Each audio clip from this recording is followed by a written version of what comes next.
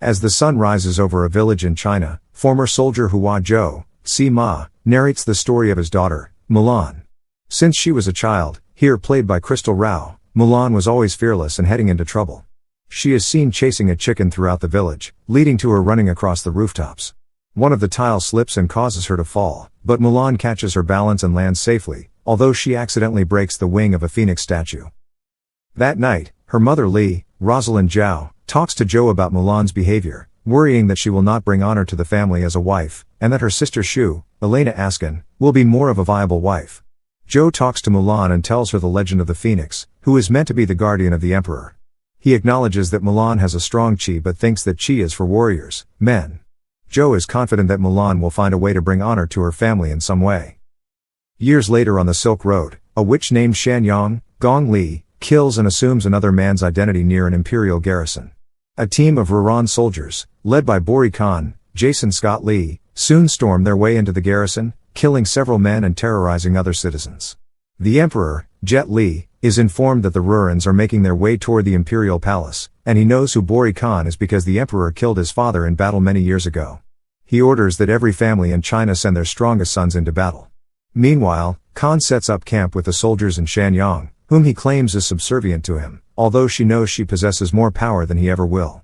He wants revenge against the emperor for his father's death, as well as the downfall of the whole Rouran army, and believes nobody will stand in his way.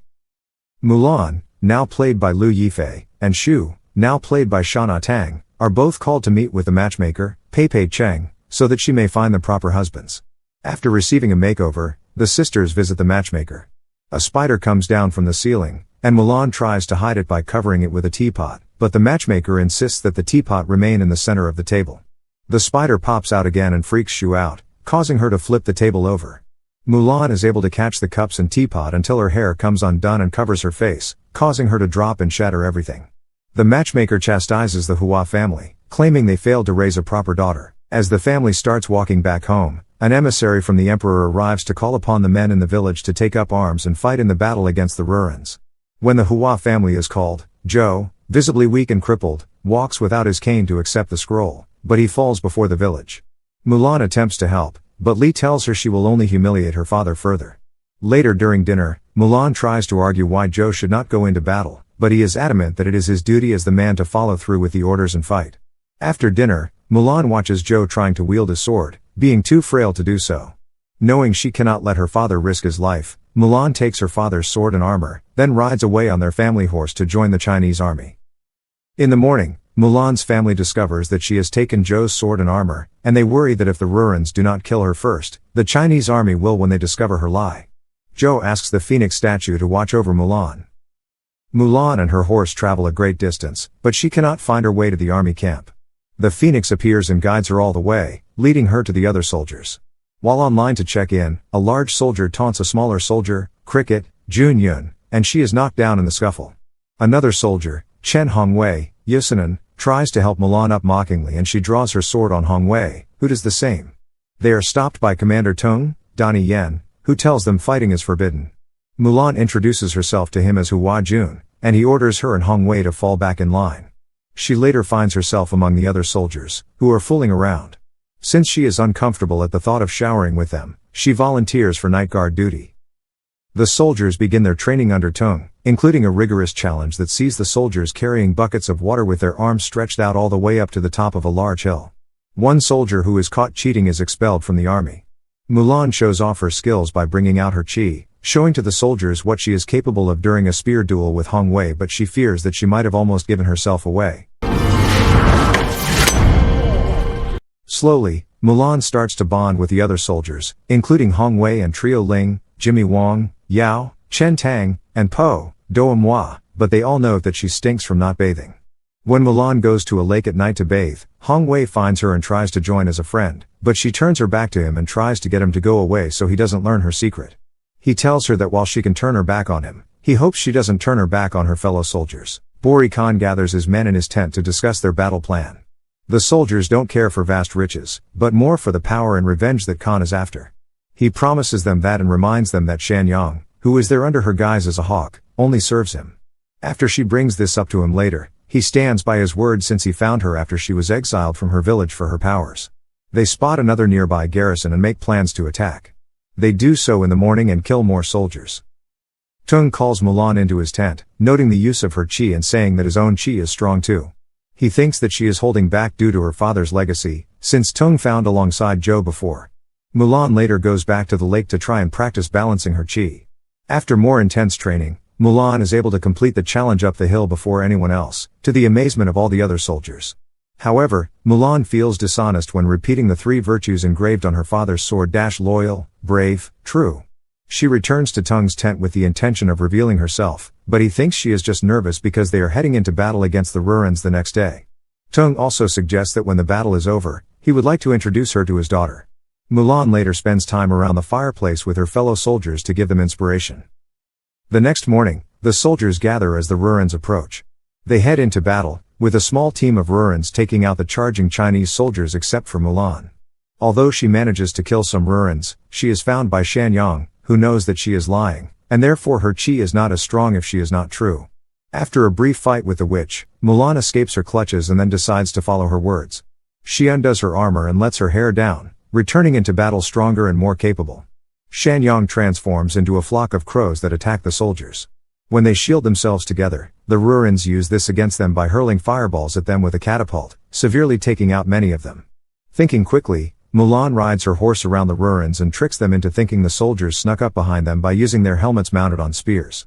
The Rurans launch a fireball in that direction, only to hit a mountain and cause an avalanche. The Rurans are wiped out while the remaining soldiers just barely make it out alive. After the snow has settled, Mulan emerges to reveal herself to the soldiers as a woman. Tung expels her from the army, but she would rather die than return home in disgrace. Tung orders her to leave, and if she returns, he will grant her wish. On her way home, Mulan breaks down until Shanyang arrives to taunt her. She tells Mulan that she did once want to take the noble path, but her exile and ridicule from others led her down the dark path. Shanyang tries to get her to join forces, telling her that Khan is heading toward the Imperial City to kill the Emperor, and not heading down the Silk Road as Tung was led to believe. This encourages Mulan to head back to warn the soldiers. She catches up to them on their path and tells Tung about Khan's true plans. Although Tung is not ready to listen to someone who lied to him, Hong Wei steps in to vouch for Mulan and say he believes in her, as do Ling, Yao, Po, Cricket, and many of the other soldiers. Shanyang makes it to the Imperial City by assuming the guise of the Emperor's Chancellor, Nelson Li, and claiming that Bori Khan wants to challenge him to a duel personally. The Emperor obliges and heads out to fight. Meanwhile, Mulan leads the soldiers into the Imperial City by attacking the Rurans. Tung orders the soldiers to fight but to guard Mulan, so she makes it to the Emperor, who fights off some Rurans before ultimately being ambushed by Khan and his men, leading to his capture. Mulan makes it to the palace but only finds Shanyang.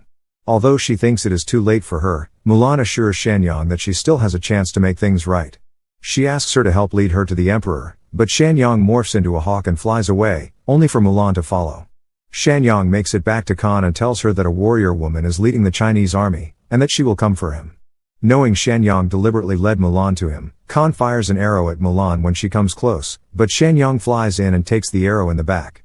Mulan catches her as she returns to her human form and dies. Mulan finds Khan and the Emperor atop a construct where he plans to burn the Emperor alive. She attempts to fight Khan with her sword, but she ends up losing it when it falls into molten lead. However, with help from the Phoenix, Mulan regains her chi and continues to battle Khan. They jump onto a platform, where Khan nearly causes Mulan to lose balance and fall, but she gains the upper hand, takes his sword, and cuts the rope to sever the platform and send Khan falling. As she goes to free the Emperor, Khan attempts to kill him with an arrow, only for the Emperor to catch it and give it to Mulan, who fires it back into Khan's chest, finally killing him. A celebration is held for Mulan's victory. The Emperor offers her a position as an Imperial Guard in his army, but while Mulan is very grateful for the offer, she feels that she has been away from her family for too long. The Emperor respects her decision, as he feels devotion to family is a major virtue. As she leaves, Hong Wei catches up to her to say goodbye and assure her that they will meet again someday. Mulan returns to her village to find everyone astonished at her return. Shu is with the matchmaker but stop when she learns her sister has returned. Mulan embraces Shu and their mother, before Zhou steps out. Mulan apologizes for going against him and for losing the sword, but Zhou says that she is the most important thing for him, and they embrace. Soon, Tung arrives with other soldiers to inform Mulan's family and the rest of the village about her hand in saving the Emperor and the Imperial City, leading everyone to cheer, and the matchmaker to faint. Tung presents her with a new sword that contains the same 3 virtues as before, but with a new fourth one, devotion to family, added. Tung says that the emperor insists Mulan reconsider her choice in joining his army. As Mulan looks up to the sky to see the phoenix once again, Zhou closes his narration by saying that his daughter would become a legend. And the movie ends. Make sure to subscribe and don't forget to turn on notifications so you can watch more videos like this. Thank you for watching and see you next time.